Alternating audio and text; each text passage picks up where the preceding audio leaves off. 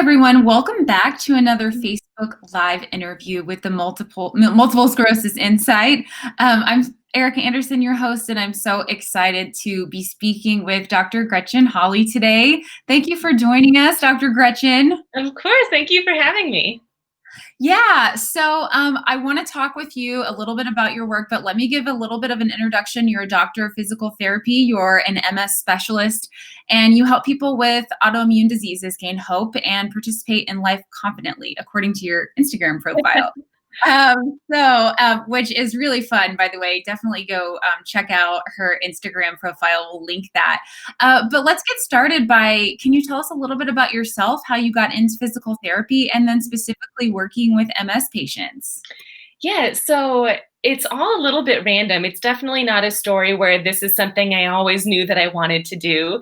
I knew that growing up, even as a kid, and then, middle school, high school, college, I always liked the sciences more. So I majored in biology, and it was a spring class of like my junior year. So towards the end of college, where I still didn't know what I wanted to do. But the biology course had this event where they invited a couple of alumni back to tell us what they were doing with their degree. And it wasn't required, but thank God I went, because the very first person who told us what she was doing said she was a physical therapist and she had majored in biology before that. And as soon as she said that, for some reason, I was like, oh my gosh, that's so silly. Why did I not think of that? That's exactly what I want to do. I had been an athlete my whole life. So at first, I was thinking I would go more into the orthopedic type of physical therapy, helping athletes, helping people recover from injuries. So from that point on, luckily, a lot of physical therapy school prerequisites are science classes. So I didn't have to extend my undergraduate education at all.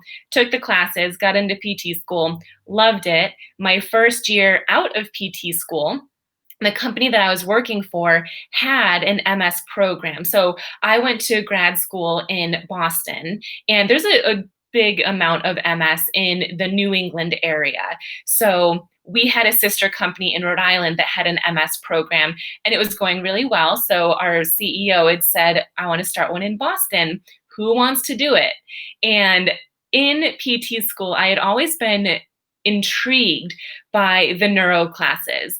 It was the most challenging because the brain is just so complex. It's for me, it's harder to understand than just the muscular system, which works when it's strong. So it always intrigued me. And so for some reason, immediately I raised my hand. I was like, I'll take a swing at it. Like, sure. I don't know too much about it yet, but as soon as I just kind of leaped into the world of MS, I realized how unique every situation is. Like, even just one person who has MS, their symptoms might be different from day to day or even hour to hour. And it was at that point where I realized I need to become an MS specialist. Like, it is not going to cut it for me to be an orthopedic physical therapist. Like, I need to know the ins and outs. So then that's when I decided to just go all in and become an MS specialist. So you just you felt the call and you were Yeah. like, no question in my mind that this is what I'm Yeah. supposed to do. And it was so heartbreaking at the time, but as I look back, just so inspiring, because my patients all had goals that were things that I felt like they shouldn't be goals. They should be things that you should already do. Like, I had so many patients that, like, one was a 24-year-old woman, and at the time I think I was maybe 26 years old, and her goal was to stand up for like 20 minutes so she could go to a bar and stand at the bar with her friends. And I was like, oh my God, like, it just like broke my heart. Or so many people want to be able to walk in the grocery store without feeling like people are looking at them as if they're drunk. Or another man wanted to walk into a pizza shop to get his pizza instead of get delivery. It's like those small things, and hearing those over and over again is what made me not only want to be a specialist, but continue my education so that I know exactly how to get you stronger and better, even with a progressive disease, because no one deserves to have those types of goals. Like, I feel like goals should be more geared towards activity and these lifestyle goals. If we can minimize them because you're already strong enough, then that would be the ultimate goal. So you feel like a lot of people maybe have misconceptions about what's possible. Like maybe people feel like, oh, this is like you're thinking they're not dreaming big enough. Like they don't understand that that's sort of like the foundation, but there's so much more to it. Yeah, and I think, well, and this stems deep because I've been an MS specialist for 5 years now. Been a PT for 7 years, and um, even just when I first started 5 years ago as an MS specialist, so many doctors were still not prescribing physical therapy because not that long ago, doctors were thinking that physical therapy would cause tiredness, extreme fatigue, and fatigue's already a symptom, don't bother with that. Or it's not possible to get stronger when you have a progressive disease. So it's fairly recent. I would say within the last 10 years that a lot of research started coming out saying that oh, hey, look, you actually can get stronger and you can start walking better. So I think that's where the root of it is probably that a lot of doctors that clients with MS are going to just never thought about physical therapy. And it's not talked about enough of things like neuroplasticity, of how the brain actually works, that you can get stronger, what that looks like. So my main goal, I talk to so many different support groups and things like this, just to educate people on, yes, it takes work and it takes repetition and it can be discouraging, but research shows, it's not just me being an optimistic person. Research shows you can get stronger with the right type of exercises and the right techniques. Yeah, and that's what you're doing with your programs and your website and all of the things that you're putting online. What are, I guess, tell us about some of your programs. What do you do with? It's called MS Link, right? Yeah, so I call it the missing link. The Um, makes sense. Yeah. And that developed because, so I was a physical therapist in Boston, MS specialist, meaning most of my clients had MS. And it occurred to me that I, as an individual PT for the company, had the highest no-show and cancellation rate. And when I looked further into that, 9 times out of 10, it was my clients with MS who were no showing or canceling. And it was all for good, valid reasons, though. It was like a last minute cancellation because the weather was bad or their fatigue was just so high they couldn't get out of bed. So, in my opinion, they were all valid. And I said to my boss, I was like, what can we do where I can treat them at home? Like, not that I have to go to them, but can I still do a call with them? Or, can we do telehealth? And this was only like 2 years ago, and telehealth PT was not really a thing. It was immediately shut down. I was like, I'm not going to settle for that. So that's when I started my own program. And so it's an online program that includes essentially everything that I teach in my physical therapy, like in-person clinic appointments, where there are recordings, videos of me doing the exact exercises for strengthening and stretching and balance and walking and symptom management strategies. And this way, clients, whether they're in my local area, can get access to them, or because everything is pre-recorded, I have clients all over the US and in I think 8 or 9 different countries now. So, because one thing as a physical therapist is you have to be licensed in the state to treat someone. So this is more of a wellness program that allows me to deliver my education and share all of this with essentially anyone with MS. Why do you think the office that you worked for was so resistant to telehealth? I think it was just the unknown. No one, because they were relatively forward-thinking people, but I think telehealth, how do you bring insurance into that? They probably saw it as this big thing, that a new activity to conquer that they didn't want to put time into. And a lot of insurance companies, until COVID, weren't covering for it. So it would have had to be out of pocket, or they would have had to come up with some system so that people could afford it. So there's a lot that goes into it. And since COVID, I actually started doing telehealth physical therapy too, because the need is just so high. But those are probably most of the reasons. But it just wasn't a common thing that no one was really doing telehealth PT. It's so interesting looking at the telehealth just industry right now. I actually work with another group that is involved in telehealth, and just looking at the statistics in terms Mhm. of how many people are using it and grateful for it, and the innovations that are happening there is really cool and really helpful for patients, I think. Did you see an uptick in interest in your programs with COVID? Absolutely. And, my program is all online. So the whole point is you can do it at home. And the videos of me doing the exercises is in my home. Like, I didn't go to a gym. My main point was that you can do these at home. You don't have to leave anywhere. You can do them other places if you want, but you don't need to. So during COVID, I had, double the amount of people signing up.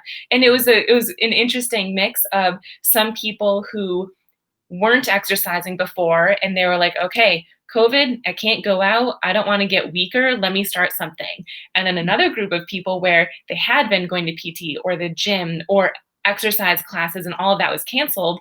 And they felt like, I've made so much progress. I don't want to lose it. I'm going to do this online program. So it was a mix of everyone, but um, it was it definitely blew up during COVID just because people are trying to be proactive about their health and fitness. Yeah. I mean, in a way, I guess it made people think about it more consciously than maybe they were thinking about it before. Yeah. So that's a plus. So when you look at physical therapy, just in general, you're Mhm. dealing with people with injuries and, long-term chronic issues. How does that differ from PT for people with MS? So the biggest thing I've learned and so it's funny. So every 5 years, as an MS specialist, you need to prove that you've done at least 75 hours of learning activities, which is basically continuing education. And Mhm. so this was my 5th year, so I'm like totaling everything up, and I did over 2,000 just with between treating people and all this education. And the biggest thing that I've learned is that it's so different than an orthopedic physical therapist. And the reason that I can say that so confidently is because I used to be an orthopedic physical therapist and now I'm an MS specialist, and the exercises are completely different. And that is where most people go wrong. So if anyone is looking into physical therapy, I would highly suggest you try to find, there's not many of us yet, unfortunately, but I would try to find an MS specialist, not just a neuro specialist. That's better than an orthopedic, but an MS specialist, because the biggest thing is that the exercises have to be functional. And what I mean by that is if you have a goal of walking better or climbing stairs, you need to be able to have appropriate hip flexion strength. So, to strengthen your hip flexors, if you have MS, what that exercise should look like might be standing in front of the stairs, holding the railing, and lifting your knee up. And you're practicing hip flexion in the position that you actually need it for. So you basically take the activity that you want to improve and break it down into like 7 different exercises. And those are the exercises you do. Whereas orthopedic physical therapy is okay, your hip flexors are weak, let's do straight leg raises, where you lie on your back and you're lifting your leg up. And it's a great exercise, but if you have MS, you might have full strength in that position, and then you go to stand up and you have zero hip flexor strength. So you need to do the exercises in the position that you're trying to improve. So having the ability to pick an activity that you want to work on, walking, standing up, getting up from the ground, stair climbing, there's endless goals. And having the ability to break those down into functional exercise versus just general strengthening exercises, that truly can make or break your success in physical therapy. Yeah, that seems like it would make such a difference to have someone that really specializes in it in physical therapy. Are you seeing more people go that way, or is it just a very rare choice to make? Um, I will say I would say yes, slowly, but yes. MS just recently, it's been known that there's double the amount of people that they thought that have been actually diagnosed with MS. And Mhm. I think it's something that people are starting to run with and be like, oh, okay, this is something I can specialize in. Whereas even 5 years ago, when I specialized in it, it was not well known. In the state of Massachusetts, there were 3 of us I was one of them, and I was newly an MS specialist. When I left Boston a year ago, and there were two other people who started working for the clinic that I was working at who were going to be treating with people with MS. And I told my boss, I was like, you have to make them get that specialization. Like it's so different. So now there's at least five. But yeah, so there's getting to be more people that are MS specialists, but not quickly enough. I think there needs to be much, much more. Well, it makes sense then that because I was reading on your website about how you just started getting emails and people just started contacting you from around the world. And that makes sense because they want someone like you and they weren't able to find that person. So it was just sort of like probably you didn't even realize that that opportunity was there. Yeah, not at all. I knew that it was slightly rare only because at the clinic that I worked at, it was in Boston, Massachusetts, and I had clients coming from an hour to 2 hours away from neighboring states, from Rhode Island, from Vermont, New Hampshire, coming to see me. And that is, to me, that's huge because not only is that far, but when you have MS, that's an hour drive to me. Our appointment's probably 30 minutes to an hour, and then an hour drive back. That could wipe you out for days. So anytime someone came to me from that far away, I took it to heart. I was like, this is awesome. Like, I know that I can help you. You know that I can help you because you're investing in this.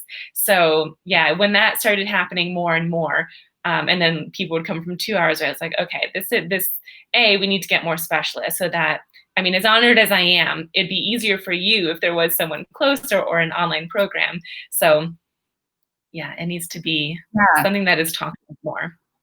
Yeah, that's really cool. You mentioned that not even, I don't know, it's 10 years ago or something, like people were not even prescribing PT or exercise.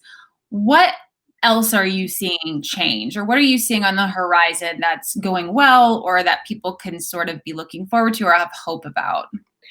Well, in terms of medications, there when I was studying for my exam like 5 years ago, I'm pretty sure there were 12 medications. And I haven't looked at the exact number recently, but I feel like every 2 months there's a new one coming out, which is great because there's this new technology, new medications, but at the same time, it does make decisions harder because ultimately it's up to the client to decide which medication should I go on. And now there's more options, but there's more options. And not only that, there are, for the first time really ever, there are now medications for secondary progressive MS. Whereas when I was studying 5 years ago, it was only for relapsing remitting. So if you had primary progressive or secondary progressive, you know, you were kind of screwed in a way, like that there wasn't any medication for you.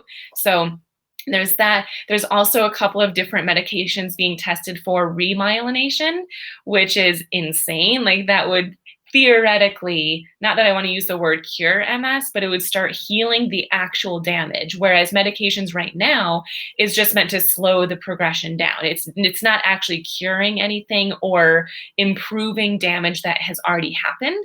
So that would be really great if those, continue through the trials successfully. Yeah.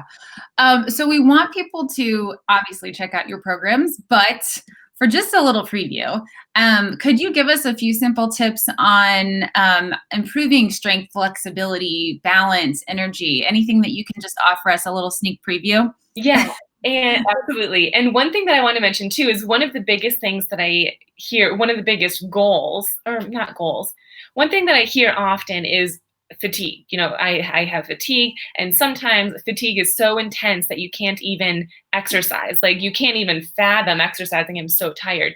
And in my program, The Missing Link, so many of my exercises are seated. And the reason for that is because if you're having a high fatigue day, there's no way you're going to stand up. With these ones, you can sit at the edge of your bed.